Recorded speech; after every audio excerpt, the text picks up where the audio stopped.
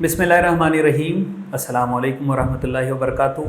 Dear students, कैसे आप सब? उम्मीद आप सब खैरियत से होंगे। मैं हूं आपका chemistry teacher Mohammad Asif Hussain. Dear students, हम लोग डिस्कस कर रहे हैं केमिस्ट्री क्लास 9th का चैप्टर नंबर 3 और चैप्टर का नाम है केमिकल बॉन्डिंग। और इस चैप्टर में प्रीवियसली हमने टॉपिक पढ़ा था polar and non polar covalent bond. Basically हम लोग कोवेलेंट बॉन्ड की टाइप्स को ही पढ़ रहे हैं। एक तो कोवेलेंट बॉन्ड की types based upon number of atoms shared के ऊपर हमने बात की थी, single covalent bond, double covalent bond, triple covalent bond. फिर हमने पोलैरिटी की बेस पे हमने दो बातें की थी, एक पोलर कोवेलेंट बॉन्ड और एक नॉन पोलर कोवेलेंट बॉन्ड, जो कि हमारा प्रीवियस टॉपिक था। आज जो हम टॉपिक डिस्कस करेंगे वो भी दरअसल कोवेलेंट बॉन्ड ही की टाइप है और टॉपिक का नाम है कोऑर्डिनेट कोवेलेंट बॉन्ड और बोर्ड के ऊपर भी मैंने टॉपिक लिखा हुआ है। लॉन्ग क्वेश्चन के तौर पे इंपॉर्टेंट टॉपिक है, कॉन्सेप्चुअली ये बड़ा इंपॉर्टेंट है। अगर आप इसको अच्छे से समझेंगे तो आपके लिए इसको याद करना और इसको समझना बिल्कुल भी मुश्किल नहीं है। तो आपने इसको बहुत अच्छे से समझना है। इसकी एग्जांपल्स थोड़ी सी कॉम्प्लिकेटेड है, लेकिन इंशाल्लाह मुझे उम्मीद है इस लेक्चर के एंड तक आपको एग्जांपल्स सारी बहुत अच्छे से क्लियर हो जाएंगी। तो स्टार्ट कर लेते हैं अल्लाह का नाम लेके कि कोऑर्डिनेट कोवेलेंट बॉन्ड है क्या। बुनियादी तौर पर हम इसमें 2-3 बातें डिस्कस करेंगे, फिर उसके बाद 2-3 एग्जांपल्स को भी पढ़ेंगे। फर्स्ट ऑफ ऑल सबसे इंपॉर्टेंट है इसकी डेफिनेशन। डेफिनेशन क्या कहती है कोऑर्डिनेट कोवेलेंट बॉन्ड की? It is a type of covalent bond in which shared electron pair is donated by only one atom। ये है इसकी डेफिनेशन। ठीक हो गया। लिखा मैंने क्या है कि कोऑर्डिनेट कोवेलेंट बॉन्ड एक ऐसा कोवेलेंट बॉन्ड है, ये कोवेलेंट बॉन्ड ही के टाइप है जिसमें एक इलेक्ट्रॉन पेयर जो कि ऑलरेडी शेयर्ड है, यानी शेयरिंग के नतीजे में ऑलरेडी एक कोवेलेंट बॉन्ड बना हुआ है, लेकिन उस कोवेलेंट बॉन्ड का उसमें से किसी एक एटम के पास एक pair of electron further sharing के लिए अवेलेबल है। ठीक है, दो एटम्स के दरमियान शेयरिंग हुई, शेयरिंग के नतीजे में कोवेलेंट बॉन्ड बना, लेकिन उन दो में से किसी एक एटम के पास अभी भी पेयर ऑफ इलेक्ट्रॉन शेयरिंग के लिए अवेलेबल है। और अगर वो पेयर ऑफ इलेक्ट्रॉन, अगर वो एक एटम किसी दूसरे के साथ भी शेयरिंग करेगा तो नतीजतन जो बॉन्ड बनेगा वो कहलाएगा कोऑर्डिनेट कोवेलेंट बॉन्ड। अब इससे पहले हमने जितने भी कोवेलेंट बॉन्ड के बारे में पढ़ा है या आयनिक बॉन्ड के बारे में पढ़ा है, वहां पे शेयरिंग होती थी एटम्स के दरमियान। यहां भी होती शेयरिंग एटम्स के दरमियान है, लेकिन पहले से बने हुए किसी कंपाउंड या मॉलिक्यूल के एटम्स। ठीक हो गया। अगली बात, यहां पे हमने दो डेफिनेशन पढ़नी है। ठीक है, एक तो कोवेलेंट बॉन्ड की डेफिनेशन, दूसरी डेफिनेशन हमारे पास है donor. The atom which shared pair of electron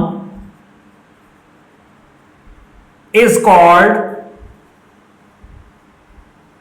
donor। अब मैंने आपको बताया कि शेयर्ड पेयर कोई ऑलरेडी एक एटम जिसकी ऑलरेडी शेयरिंग हुई पड़ी है, अगर उस एटम के पास जो extra pair of electron available है, अगर वो पेयर ऑफ इलेक्ट्रॉन आगे किसी के साथ फर्दर शेयरिंग करेगा तो वो जो शेयर करने वाला होगा वो होगा डोनर। और जिसके साथ शेयरिंग हो रही है, जो उस पेयर ऑफ इलेक्ट्रॉन को अपने पास एक्सेप्ट कर रहा है, वो होगा एक्सेप्टर। ठीक है, तो दूसरी डेफिनेशन हमारे पास है डोनर के बाद एक्सेप्टर। तो हम लिखेंगे द एटम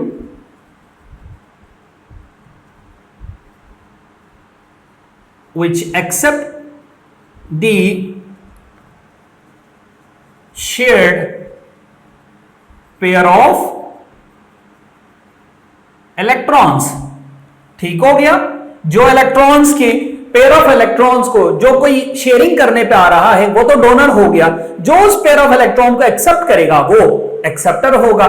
फिर उसके बाद अगली चीज बेटा यहां पे आपने एक और डेफिनेशन ऐड करनी है, इंडिकेशन या रिप्रेजेंटेशन। मतलब कैसे पता लगेगा कि डोनर कौन है और एक्सेप्टर कौन है। तो हम लिखेंगे an arrow is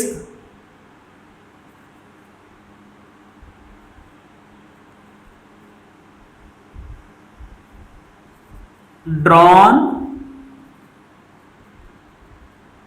between a donor and acceptor।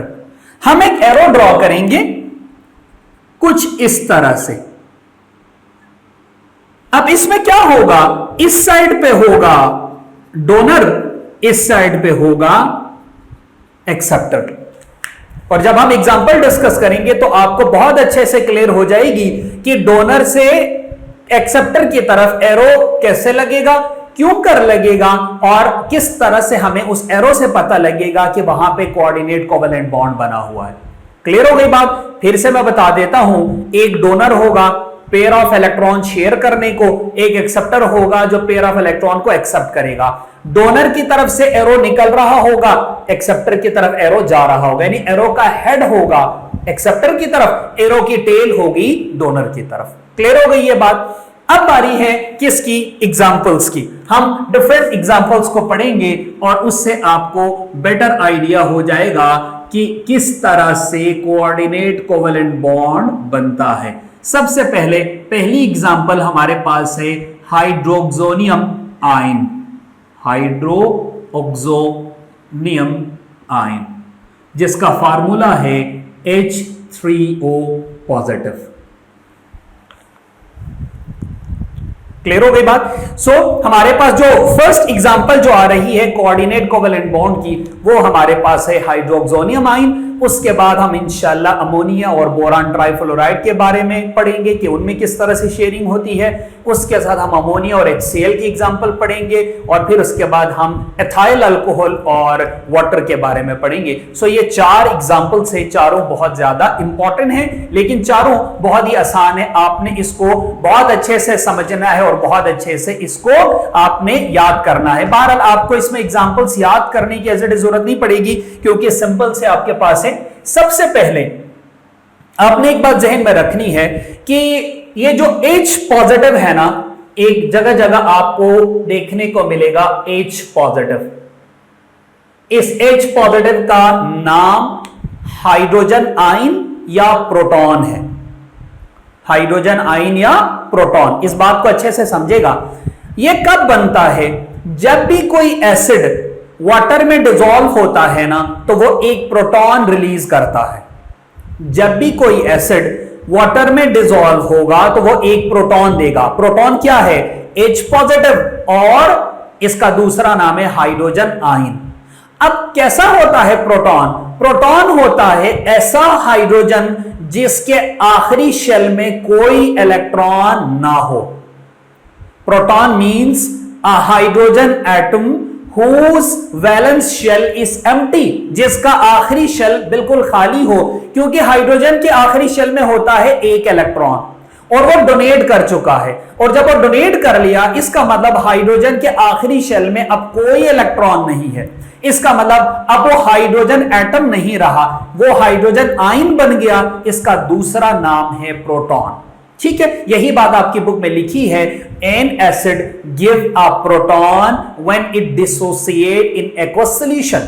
जब भी एसिड को वाटर में डाला जाएगा, एसिड रिलीज करेगा एक प्रोटॉन यानी H पॉजिटिव, जिसका आखिरी शेल एम्प्टी होगा कुछ इस तरह से। ये देखें, ये न्यूक्लियस और ये उसका आखिरी शेल हाइड्रोजन का, और इस आखिरी शेल में आपको कोई भी इलेक्ट्रॉन देखने को नहीं मिल रहा। इसका मतलब ये आपके पास क्या है, प्रोटॉन है। अब होगा क्या, ये H3O पॉजिटिव बनेगा कैसे? सबसे पहले हम इधर ड्रॉ करेंगे वाटर। वाटर में आपको पता है ऑक्सीजन है और इस ऑक्सीजन के पास ना एक आपके पास यहां पे पेयर ऑफ इलेक्ट्रॉन, एक पेयर ऑफ इलेक्ट्रॉन यहां पे है, एक इलेक्ट्रॉन यहां है और एक इलेक्ट्रॉन यहां है। अब वाटर तभी बनेगा जब आपके पास एक हाइड्रोजन यहां और एक हाइड्रोजन यहां पे लगा होगा।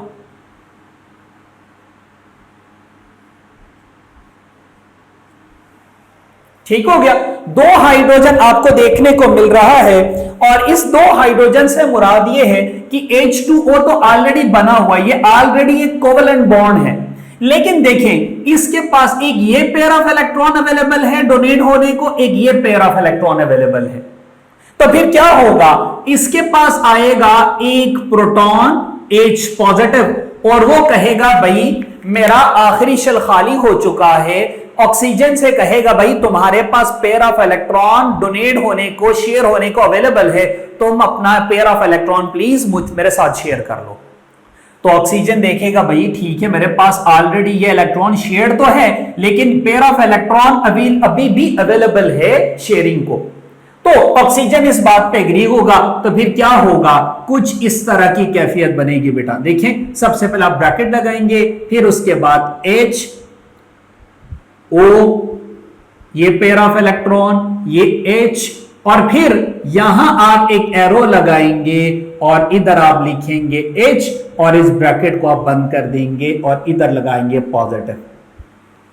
अब ये जो पॉजिटिव है ना, ये दरअसल इस प्रोटॉन का चार्ज है, क्योंकि अब ये प्रोटॉन अब इसका पार्ट है, इसका हिस्सा है, तो वो positive charge as a whole सब के ऊपर लगेगा। ठीक है, ये पॉजिटिव ऊपर चला गया। अब देखिए ये बना H3O, 3 हाइड्रोजन एक ऑक्सीजन, इसको कहते हैं हाइड्रोक्सोनियम आयन। अब आप यहां पे गौर करें बेटा, ये जो आपको दरमियान में एक एरो नजर आ रहा है, ये एरो क्या बता रहा है, वाटर यहां पे डोनर है, यानी ऑक्सीजन यहां पे डोनर है, हाइड्रोजन यहां पे एक्सेप्टर है। हाइड्रोजन से मुराद प्रोटॉन। यूं आपके पास बना एक कोऑर्डिनेट कोवेलेंट बॉन्ड। क्लियर हो गई बात? ठीक हो गया। ये आपके पास है एग्जाम्पल नंबर 1। एग्जाम्पल नंबर 2 हम देखते हैं। एग्जाम्पल नंबर 2 हमारे पास है अमोनिया और बोरान ट्राइफ्लोराइड के दरमियान फॉर्मेशन, या हम इसको सिंपली लिखेंगे अमोनिया एंड बोरान ट्राइफ्लोराइड। एक हमारे पास है अमोनिया जिसका फार्मूला है NH3, इसके साथ बॉन्ड बनेगा कोऑर्डिनेट कोवेलेंट बॉन्ड किसके दरमियान, बोरान ट्राइफ्लोराइड, बोरान ट्राइफ्लोराइड जिसको BF3 से शो किया जाता है। अब इनके दरमियान बॉन्ड कैसे बनेगा जरा गौर से देखिएगा। सबसे पहले मैं अमोनिया ड्रॉ करने लगा हूं। देखिए अमोनिया में सबसे पहले आएगा नाइट्रोजन। नाइट्रोजन के पास होते हैं 5 इलेक्ट्रॉन्स आउटर मोस्ट शेल में, 2 3 4 5। मैंने 5 डॉट के जरिए यह दिखा दिया कि नाइट्रोजन के पास आखिरी शेल में है 5 इलेक्ट्रॉन। लेकिन यह नाइट्रोजन अकेला नहीं है, इसके साथ हाइड्रोजन भी है। कितने? 3। एक हाइड्रोजन लगेगा यहां, एक हाइड्रोजन लगेगा यहां और एक हाइड्रोजन लगेगा यहां। यह बन गया अमोनिया NH3। अब आप गौर करें, आपको यहां इधर देखने को मिल रहा है एक पेयर ऑफ इलेक्ट्रॉन जो किसी के साथ अभी हाइड्रोजन में से किसी के साथ शेयर नहीं है। इसका मतलब ये पेयर ऑफ इलेक्ट्रॉन शेयर हो सकता है। तो फिर क्या होगा, इसके पास आएगा बोरान ट्राइफ्लोराइड BF3। अब बोरान के पास आउटर मोस्ट शेल में होते हैं 3 इलेक्ट्रॉन।